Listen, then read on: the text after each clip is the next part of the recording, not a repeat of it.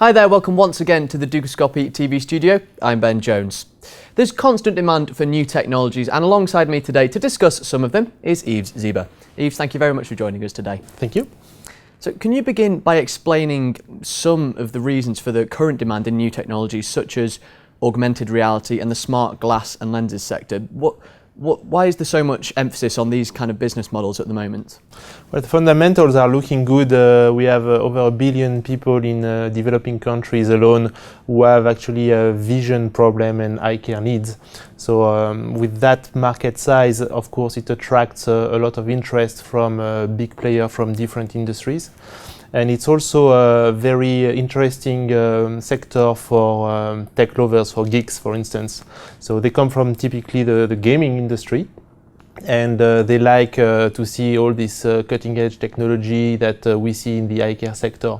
So it's a combination of things. It's at the crossroad of healthcare, of course, but as well gaming and to some extent also fashion. Fantastic. Now, the prospect of augmented reality is something that's excited people for decades, and we're now living in a time where it is readily available, and obviously Oculus, a leader in the sector, has been acquired by Facebook. Why do you think Facebook have wanted to and decided to venture into this sector? Well, it's the Facebook decision has surprised some, and I think we can understand their intention. I think what they wanted to do is acquire a very promising piece of technology at an early stage, and I think the deal makes sense because Facebook can provide the financial capability to develop further the product to make it a real consumer product, and from Oculus' viewpoint, it's kind of a dream come true. So they started with a crowdfunding project, and now they're being acquired by the social media giant. So it's a good story for them, and I think together if they succeed to integrate well, of course, it could be a really nice story to combine the real world and the virtual world. Okay, now Google Glass is also another futuristic concept that's become a recent reality. Their smart lens technology has been licensed by Novartis as well. Why is this? What are the potential benefits?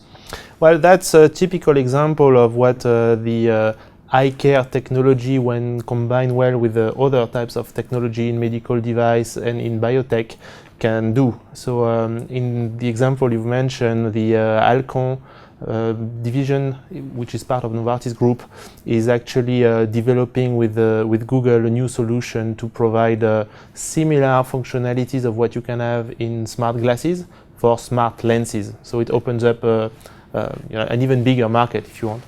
Now, these kind of technologies are obviously currently being integrated into society, but how far away do you think we are from when you wake up, you put your Google Glass on, or when you play a game, you use this Oculus or a similar product?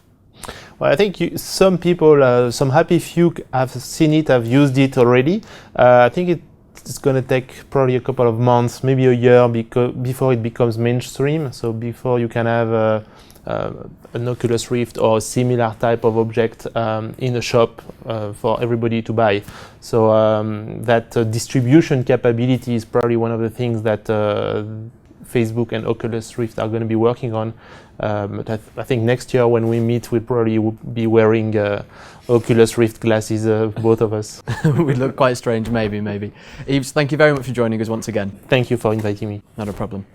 And thank you for watching. Do make sure you keep clicking back to Dukascopy TV for plenty more updates and exclusive interviews. But for now, goodbye.